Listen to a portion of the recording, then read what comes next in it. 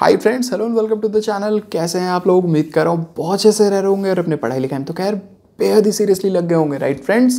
तो चलिए बहुत जल्दी से यहाँ पे इस वीडियो के बारे में बात कर लेते हैं। फ्रेंड्स, बहुत सारे डाउट्स आ रहे थे related to this RRB NTPC exam.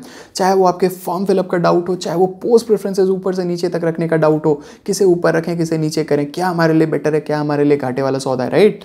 बहुत सारे जोन सिलेक्शन का भी इशू आ रहा था कि हमें किस जोन से भरना चाहिए, हमें किस जोन में चले जाना चाहिए, हमारा एग्जामिनेशन सेंटर कहाँ पड़ जाएगा, क्या सारी वो चीज़ें होंगी जो हमें ध्यान रखनी चाहिए इन सारी चीज़ों को मतलब अप्लाई करने से पहले, राइट।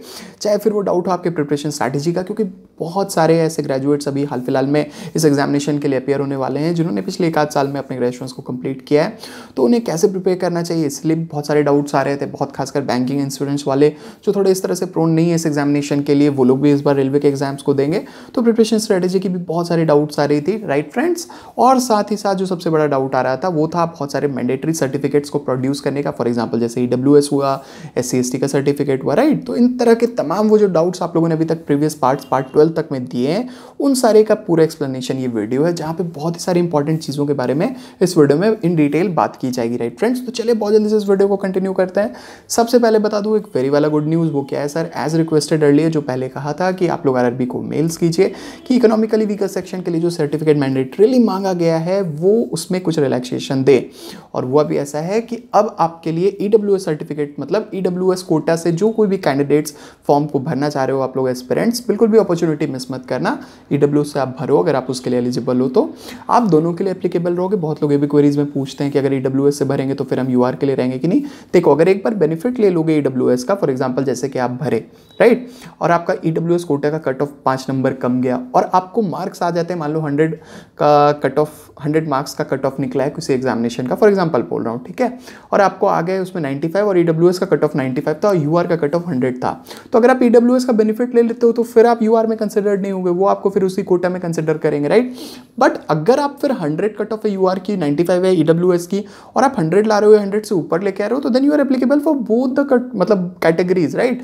फिर आप मेंस जब दोगे तो as equal as it is, जो कि फर्दर अदर फिर कैटेगरीज के लिए, चाहे वो OBC SC ST EBC जिसके लिए भी एप्लीकेबल होता है, लाइकवाइज वो वैसे ही काम करेगा। तो ये कंफ्यूजन अपने अंदर से बिल्कुल भी हटा दीजिए कि आप उसके लिए एप्लीकेबल रहेंगे या नहीं रहेंगे। बिल्कुल रहेंगे सर। अगर आप UR के कट ऑफ में रहते हैं तो दोनों के लिए रहेंगे, अगर सिर्फ एक में आ जाते हैं EWS में, that is the relax cut off, तो फिर उसी में आप रहेंगे, राइट। तो उसमें अब आपको मिल चुकी है रिलैक्सेशन। उन्होंने आरआरबी ने क्लैरिफाई किया, बहुत बार कहा था मेल करें और मेल्स हुए भी हैं उनको बहुत, तो उन्होंने इस चीज़ के लिए अब क्लैरिफिकेशन दिया है कि ठीक है अभी आप फॉर्म भर सकते हो, बाद में सर्टिफिकेट को प्रोड्यूस करना। चूंकि बहुत ही ज़्यादा जेन्युइनली दिक्कत आ रही थी, बहुत सारे स्टेट्स में शुरू ही नहीं हुआ था वो बनना, तो कैसे प्रोड्यूस करेंगे, राइट। तो ये तो मिल गया एक गुड न्यूज़ कि आप लोग को इस चीज़ में रिलैक्सेशन मिल गई, राइट फ्रेंड्स। तो चलिए अब दूसरे डाउट को लेते हैं।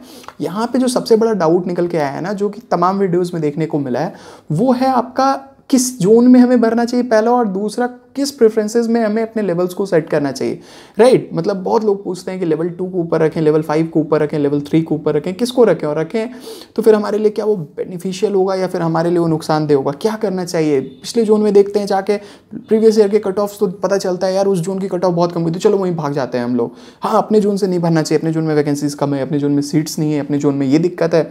तो क्या होगा एक बेटर उपाय जिससे कि आप लोग के लिए ये वाली परेशानी दूर हो जाए। तो सबसे पहले एक बहुत इंपॉर्टेंट चीज़ समझिएगा कि कट ऑफ से ही रिलेटेड होकर दोनों चीज़ों में आप लोग पढ़ रहे हो ना, है ना। चाहे वो जोन सिलेक्शन की बात हो, चाहे वो पोस्ट प्रेफरेंसेस की हो, पहले तो सबसे पहले कोई प्रीवियस ईयर का कट ऑफ निकालते हो, कट ऑफ निकाल के देख लेते हो यार इस स्टेट की कम थी, इस जोन की कम थी, हमें यहीं पे जाना है, हमें यहीं पे भरना है। दूसरी देखते हो कि यार हमारे अपने जोन में इन पर्टिकुलर जहाँ के लिए आप बिलोंग करते हो, यहाँ पे नंबर ऑफ वैकेंसीज कितनी है, अगर कम है तो यार इधर तो कट ऑफ एकदम नहीं, बिल्कुल यहाँ तो जाना ही नहीं है। फिर जिधर ज़्यादा है, चाहे वो कोई सा भी जोन हो, मुंबई हो, सिकंदराबाद हो, कोई सा भी हो, तो उधर भागने लग जाते हो। बट कहीं ना कहीं आपके बैक साइड आपके माइंड में ये बात रहती है कट ऑफ की, है ना।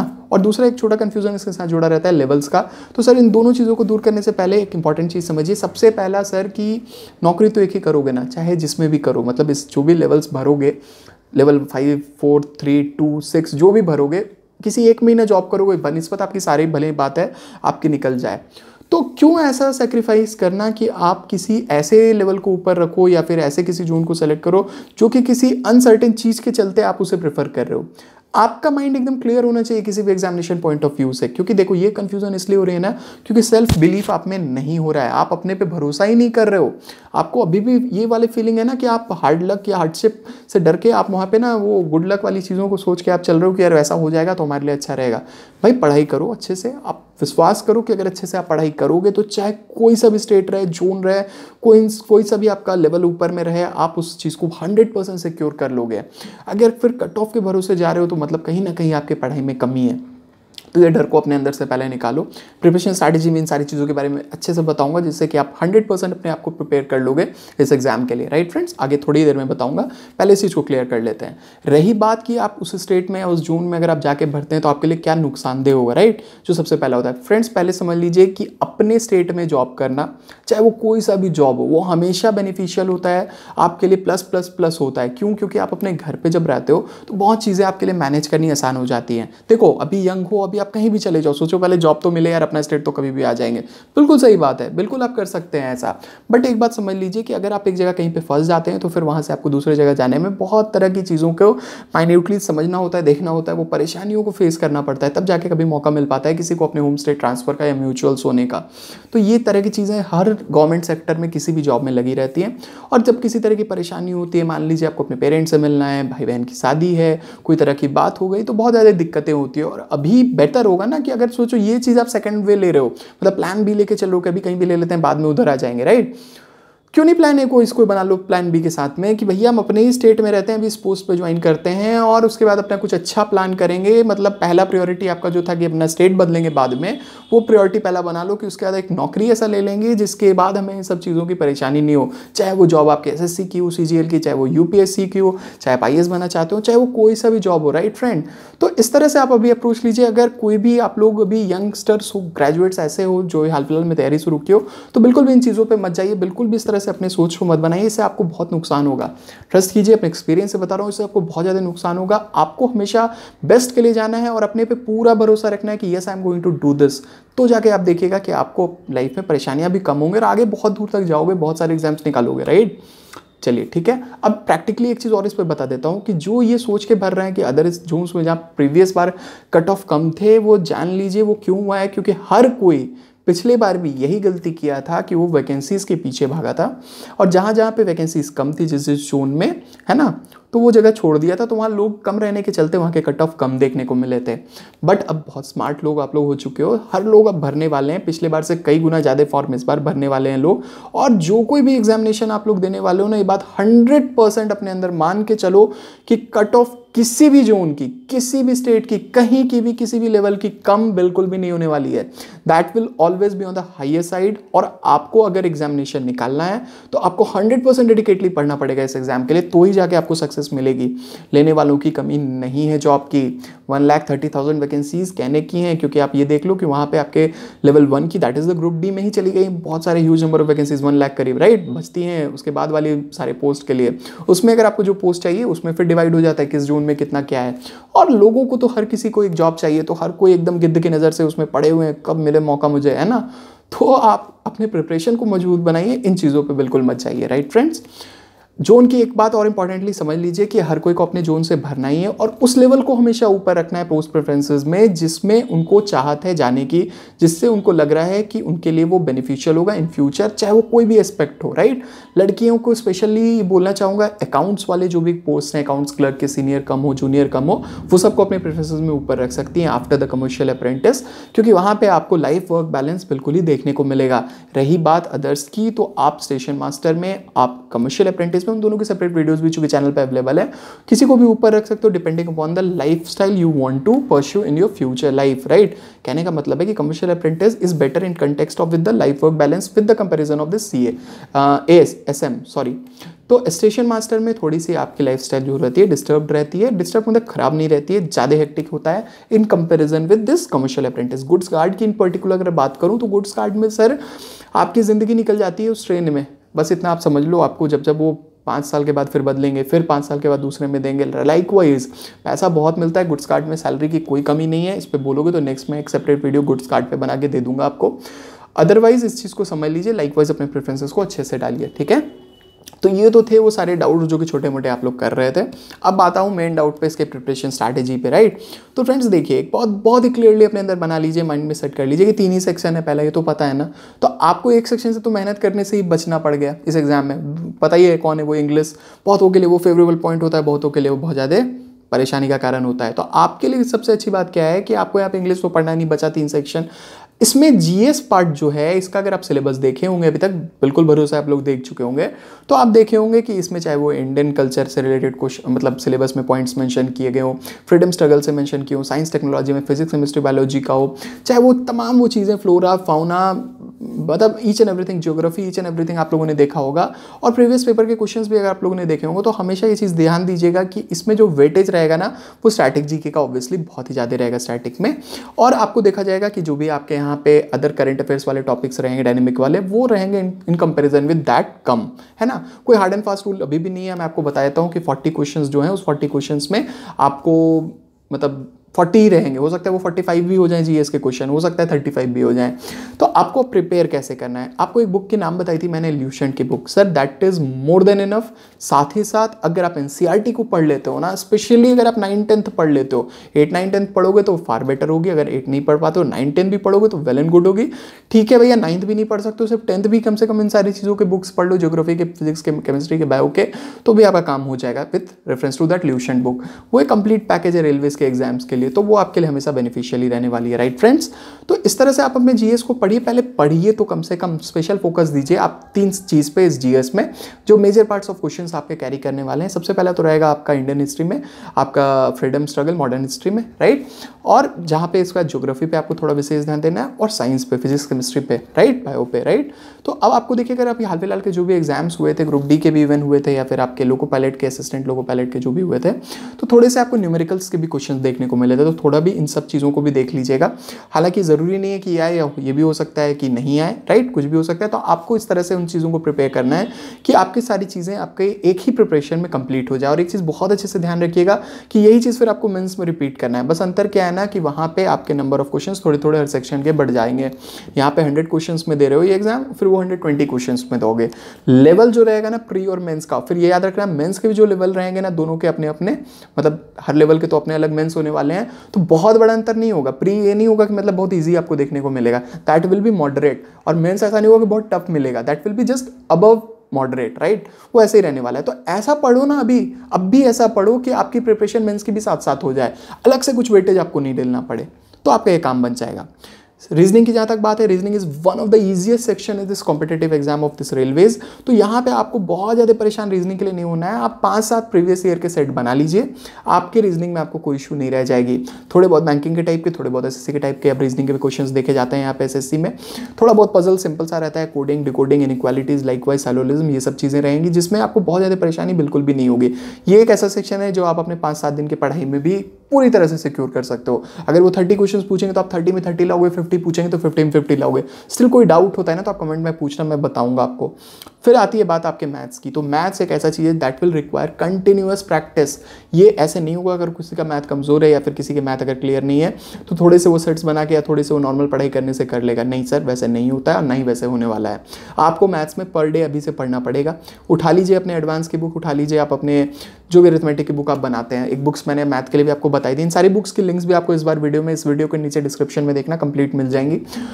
वो बुक उठा लीजिए। सर ज़्यादा बुक को 50 बार बनाने से बहुत ज़्यादा कंफ्यूज होइएगा। एक ही बुक को 50 बार बना लीजिए, आपके लिए हर एग्जाम, हर कॉम्पिटेटिव एग्जाम के लिए बेनिफिशियल होगा। और एक बात पता है ना, ध्यान रखिएगा कि ये जो आप जीएस के लिए भी पढ़ोगे ना, ये जो आप अभी पढ़ने वाले हो मैथ्स के लिए, तो ये आपको हर उस एग्जाम में काम देगा जो सिमिलर टाइप का है, चाहे वो एसएससी का सीएचएसएल हो। ये भी एक बहुत इंपॉर्टेंट एग्जाम है, मजाक में मत लीजिएगा इस एग्जाम को। बहुत ही अच्छा प्रॉस्पेक्ट है इसका भी, इस पर एक वीडियो अवेलेबल है, वो भी देख लीजिएगा अगर स्टिल नहीं देखे हो तो। वहाँ भी आपको एक काम देगा। ये जीएस आपको बहुत ही सिमिलर टाइप का लगेगा आपके उस जनरल अवेयरनेस का, वो उस वाले पार्ट में, एसएससी वाले पार्ट में, चाहे वो सीएचएसएल का हो, चाहे वो इवन सीजीएल का हो। आने वाले टाइम में जब सीजीएल के एग्जाम्स होंगे तो उसमें भी आपको हेल्पफुल होगा। मैथ्स दोनों के लिए फिर कॉमन हो जाएगा। मैथ्स आपको सीएचएसएल में, रेलवेज में, सीजीएल में, लाइकवाइज हर जगह काम देगा, इवन बैंकिंग के एग्जाम्स में भी काम देगा। तो अभी जो पढ़ रहे हो तो सोचो एक एग्जाम के लिए आप नहीं पढ़ रहे हो, आप पढ़ रहे हो तो आप रिलेटेड जितने भी तरह के उस तरह के एग्जाम्स है, तमाम उन एग्जाम्स में आपको बेनिफिट हो रहा है। लाइकवाइज आप अपने पढ़ाई करो, ठीक है। और जहाँ तक ये बात होती है कि हमारा अगर कोई चीज़ बहुत ही कमज़ोर है तो हम क्या करें, सर जानकारी ज़रूर ले लीजिए। बट एक ऐसा स्ट्रैटेजी बनाई क्योंकि आपके अलावा कोई नहीं जानता है कि आपके क्या स्ट्रेंथ्स हैं, आपके क्या वीकनेसेस हैं। तो आप अपने जानकारी के हिसाब से बेस्ट ऑफ योर नॉलेज आप चेक कर लीजिए कि किस चीज़ को आपको सुधारने में मैक्स कितना टाइम लग सकता है। एक्सपेक्टिंग कि एग्जाम मान लो जून में ही आपका सेंटर एग्जामिनेशन डेट पड़ जाए, आपकी सेंटर आ जाए, आपको मिल जाए, हो सकता है डिले भी हो। तो आपके पास अगर 3 मंथ्स का प्रिलिमिनरी स्टेजेस में अभी टाइम है, तो आप कैसे अपना शेड्यूल बनाओगे, कैसे आप अपना टाइम टेबल बनाओगे कि अगर 3 मंथ्स में आपको अपनी सारी चीज़ों को पढ़ना है तो आप बहुत ही एफिशिएंटली उन चीज़ों को पढ़ लो, कंप्लीट कर लो, है ना। तो आप उस तरह से प्लान करो और फिर सेलेक्ट करो ये मुझे 100% कर लेना है, ये मुझे चलो समझ लेना है, जानकारी ले लेनी है, पर बहुत ज़्यादा इस पर रिसर्च नहीं करना है क्योंकि ये मेरा बहुत ज़्यादा टाइम किल करेगा। गेम चेंजर आपका जीएस ही होने वाला है sir. It won't be a mathematics, it won't be even reasoning, it will be 100%, it will depend completely on your GS proportion. और इसी चीज़ों के लिए आपकी वो मॉक सीरीज जो बन रही है, जो प्रिपेयर हो रही है, डेडिकेटेड ऑनली, आपको बहुत सारे मॉक्स मिलेंगे मार्केट में, बहुत सारी चीज़ें आपको मिलेंगी, कंटेंट मिलेंगी। तो वो सारी चीज़ों को मतलब होता क्या है ना, कोई बनाते हैं अगर लाइकवाइज वो जो भी उनके वजह से बनाते हो स्टूडेंट्स के लिए, तो वो बहुत सारे एग्जाम्स को कवर करके बनाते हैं ना। तो डेडिकेटली अगर किसी एक एग्जाम के पीछे अगर वो बनाएंगे तो obviously that will fetch you more means confidence, अगर आप उस चीज़ को बहुत सीरियसली लेते हो। तो ज़्यादा बिना डाइवर्ट हुए मतलब मैं नहीं बोलना चाह रहा हूँ अदर चीज़ों के बारे में, मैं सिर्फ इतना बताना चाह रहा हूँ कि आपके इन पर्टिकुलर इस आरआरबी एनटीपीसी एग्जाम से रिलेटेड, इस आरआरबी एनटीपीसी एग्जाम के ही लिए, चाहे वो आपके एनटीपीसी के पोस्ट हो, चाहे वो इवन थोड़े आपके ग्रुप डी के लिए भी हो, उसके लिए डेडिकेटेड मॉक सीरीज बन रही है जहाँ पे हर एक उस माइन्यूट चीज़ों को, हर एक उस इंपॉर्टेंट एस्पेक्ट को, चाहे वो का कोई भी एक सेक्शन हो, उसके लिए डेडिकेटेड टीम दिन रात मेहनत करके आपके लिए वो मॉक्स बना रही है, जिसको आपके लिए मतलब अगर आप बनाओगे तो आपके लिए बहुत ही ज़्यादा बेनिफिशियल होगा। हाँ, लेकिन सिर्फ मॉक्स बनाने से या सिर्फ प्रीवियस पेपर बना लेने से या थोड़ा सा पढ़ लेने से आपकी एग्जामिनेशन की प्रिपरेशन नहीं होगी। आपको सेल्फ स्टडी तो पहले करनी ही पड़ेगी, मतलब start developing these qualities in your self at first. पहले अपने से पढ़ो, जितना कंटेंट निकाल सकते हो, जितनी चीज़ों को खोज सकते हो उन चीज़ों को खोजो, उन चीज़ों को अध्ययन करो, उन चीज़ों को अपने अंदर अपनाओ। फिर उसके बाद अपना टेस्ट लो। वो जो मॉक टेस्ट बना रही है, हो सकता है आप लोग को उस टेस्ट में 3 तरह के लेवल्स भी देखने को मिलेंगे, बिगिनर, मॉडरेट एंड एक्सट्रीमली वाला, टफ वाला। तो उससे क्लैरिटी ऑफ एक्सप्रेशन आपको भी अपने अंदर पता चल चुकी होगी कि आप कितने पानी में हो, राइट। वो मार्च के लास्ट वीक में, most probably last of March में एकदम 100% लॉन्च हो जाएगी। बहुत अगर इनकेस डिले होता है तो 1-2 दिन आगे पीछे हो सकता है अप्रैल के शुरुआत में, अदरवाइज नहीं होगा, मार्च के लास्ट वीक में ही आ जाएगा आप लोग के लिए। उसके बाद पता चलने लगेगा आप लोग को फेज वाइज, वो आपके मॉक्स उसमें अवेलेबल होते जाएंगे। स्टार्टिंग 10 पार्ट से आपकी होगी, 10 कंप्लीट मॉक्स से होगी। फिर जैसा आपका डिमांड होगा, क्योंकि ये डेडिकेटेड सिर्फ और सिर्फ आपके आरआरबीज के लिए भी बन रही है, फिर इन रिलेटेड जैसा एक प्रोजेक्ट आप लोग का कंप्लीट होगा, एक एग्जामिनेशन कंप्लीट होगा, फिर आप जैसा डिमांड करोगे, जैसा आप मांगोगे, उस हिसाब से आपके लिए मॉक्स प्रिपेयर होगी और हर किसी के डाउट्स को कंसिडर किया जाएगा इस मॉक प्रिपरेशन में सीरीज में, जिससे कि आप अपने अंदर के हर उस चीज़ को बाहर निकाल पाओ जिससे आपको लगता है डर, और फिर उस पर मेहनत करके उस पर कॉन्कर कर पाओ, है ना। तो उसके बाद पता चल पाएगा सर, उन चीज़ों को अगर अभ्यास करोगे, उन चीज़ों को अपनाओगे, तो जाके आप अपने आप को प्रिपेयर कर पाओगे competitive examination point of view से। और देखो एक चीज़ बहुत क्लियरली बताया, तो बहुत चीज़ें आपको निगेटिव, नकारात्मक अपने सराउंडिंग एटमॉस्फेयर में, अपने रिसोर्सेज में आपको देखने को, सुनने को मिलेंगी। बहुत टफ होता है, ऐसे नहीं होता है, वैसे होता है, ये करने से ये होगा, उसने ऐसा किया था तो वैसे हुआ था, लोग ऐसा किया करते हैं, हम तो ऐसा ही देखा किए हैं। ये सारी चीज़ों से बिल्कुल भी निगलेक्ट, मतलब ये मत हो जाइएगा अपने अंदर से, इन चीज़ों को मत अपने अंदर जगह बनाने दीजिएगा और उससे निराश मत हो जाइएगा, डिप्रेस मत हो जाएगा। इन शॉर्ट मैं कहना चाहता हूँ सर, देखिए एग्जामिनेशन जो होता है ना, वो कभी भी इतना टफ नहीं बनाया जाता है जितना कि उसे हम लोग प्रिटेंड आज के डेट में कर देते हैं। वो बेसिक्स ही रहता है। वो टफ कब हो जाता है ना, जब बहुत लोग पढ़ने लगते हैं तो कट ऑफ ऊपर चले जाने लगती हैं, फिर कोई नया चीज़ लाते हैं तो थोड़ा कट ऑफ गिर जाता है ना। बट ऐसा नहीं होता है कि उसमें सिर्फ टफ क्वेश्चंस ही रहते हैं, वो हर तरह के क्वेश्चन सेट करते हैं, मॉडरेट भी रहते हैं, इजी भी रहते हैं, टफ भी रहते हैं। तो एक कॉम्पिटिटिव एग्जाम का जेन्युइनली अगर पूछो मुझसे कि उसका मतलब क्या होता है, उसका मतलब ही होता है अपने स्ट्रेंथ्स को सबसे पहले परफेक्ट करके फुल ऑन मार्क्स सिक्योर करो, फिर अपने वीकनेसेस पे आओ, और अगर ज़रूरत पड़ती है तो उन्हें ओमिट करो, छोड़ना भी सीखो। क्योंकि देखो यहाँ पे लोग, मतलब मेजर पार्ट ऑफ कैंडिडेट्स के साथ ये प्रॉब्लम है, इस पर ही वर्क कराना चाह रहा हूँ आप लोग को। जो कि होता क्या ना, थोड़ा पैनिक कर जाते हैं जब क्वेश्चंस बनाते हैं, 4-5 अच्छे क्वेश्चन बने, कॉन्फिडेंस आ गया और बना रहे कुछ छोड़ रहे हैं, बना रहे कुछ छोड़ रहे हैं, है ना। बेसिकली मैं अभी आरआरबी एनटीपीसी की बात कर रहा हूँ। होता क्या, जहाँ 2-3 टफ क्वेश्चंस मिल जाते हैं ना, तो उन्हें पता ही नहीं होता है कि इस एग्जामिनेशन में इस क्वेश्चन को मुझे छोड़ने के लिए बना हुआ है। हर क्वेश्चन बनाने के लिए कभी नहीं होता है, कोई नहीं बताएगा ये, आपको बोलेगा सब बनाना है। सर नहीं बनाना है आपको सब। अगर उस केस में आप कहीं फंस जा रहे हो तो आपको छोड़ना भी है। आपको पता होना चाहिए कि कब आपको स्किप करके कब आपको कहाँ पे चले जाना है, क्योंकि आपके लिए मार्क्स फिचिंग आपके लिए बेनिफिशियल होगा। अदरवाइज फिर आप लूजिंग साइड में ही रहोगे। पहले अपने मजबूत चीज़ों से मार्क्स उठा लो, सिक्योर कर लो, फिर उन चीज़ों पे आओ। चाहे वो सेक्शन वाइज टेस्ट हो, चाहे वो कंबाइंड एक पूरा एग्जाम चलता हो 100 क्वेश्चंस का, आपको लाइकवाइज अपने एग्जामिनेशन की प्रिपेयर करनी होगी। और तब आपको कॉन्फिडेंस रहेगा कि आप इस एग्जाम को निकाल लोगे, है ना। तो उस तरह से आपको प्रिपेयर करना होगा। और नेगेटिव चीज़ें जो एटमॉस्फेयर में आपके घूमते फिरते रहती हैं, बता दी जाती हैं, उसको एकदम साइड कर लो, हटा दो अपने माइंड से। जगह तो बोलो यार गेट लॉस्ट फ्रॉम हियर, एकदम ध्यान ही मत दो उस बात पे। अपने पे सेल्फ बिलीफ रखो, yes I will do it and I am going to do it. फिर देखो आपके लिए कॉम्पिटेटिव एग्जाम रहे या लाइफ का कोई चैलेंज है, हर्डल रहे, आपके लिए वो चैलेंज है, हर्डल नहीं रह जाएगा। बहुत ही इंपॉर्टेंटली इस चीज़ को अपने अंदर फॉलो कीजिए फ्रेंड्स, बहुत ही बेनिफिट होगा आप लोग को। और हर किसी को पता है उसकी क्या पोटेंशियल है, बस यही है किसी में थोड़ी कम है तो किसी में थोड़ी ज़्यादा है। बट क्या ऐसा कहीं पे आपने पढ़ा है आज तक कि इसकी कम है वो बढ़ नहीं सकती, इसकी बहुत बड़ी हुई है वो फिर गिर नहीं सकती है? जो सिंसियर रहेगा, जो हार्डवर्क करेगा, जो ऑनेस्ट टू हिमसेल्फ या हरसेल्फ रहेगा या रहेगी, वो लाइफ में सक्सेस जरूर पाएगा, आज नहीं तो कल। एक एग्जामिनेशन के फेलियर से या सक्सेस से आप अपने लाइफ में कुछ बड़ा अचीव नहीं कर सकते हो या फिर कुछ बहुत बड़ा खो नहीं सकते हो। Consistency is the key for the success. अगर आप अच्छा परफॉर्म करते हो, करते जाते हो, करते रहते हो, डेफिनेटली आप अपने लाइफ में आगे जाओगे। और अगर आप एक ही चीज़ से सेटिस्फाई होकर मान लो एक ही बार में सक्सेस मिल गई, रुक जाते हो, तो फिर आप स्टेबल हो जाओगे। नहीं मिलती है, हार मान जाते हो, फिर आप आगे के लिए आगे नहीं प्रेरणा ले पाओगे, आगे नहीं प्रिपेयर कर पाओगे, आगे नहीं बढ़ पाओगे। तो मेरे कहने का इन शॉर्ट यही मतलब था कि इन चीज़ों को अपने अंदर माइंड में एकदम बैठा लीजिए और फिर प्रिपरेशन कीजिए। राइट फ्रेंड्स, उम्मीद करता हूँ अब बहुत सारी चीज़ें आप लोग को क्लियर हो गई होंगी। राइट फ्रेंड्स, तो अब रखते हैं फ्रेंड्स इस वीडियो को तो यहीं पे। फिर अगर कोई डाउट्स है तो नीचे कमेंट सेक्शन में आके कहिएगा, मैं उसे क्लियर करने के लिए हमेशा अवेलेबल हूँ। रखते हैं फ्रेंड्स इस वीडियो को यहीं पे, मिलते हैं फिर नेक्स्ट वीडियो में। Till then bye bye.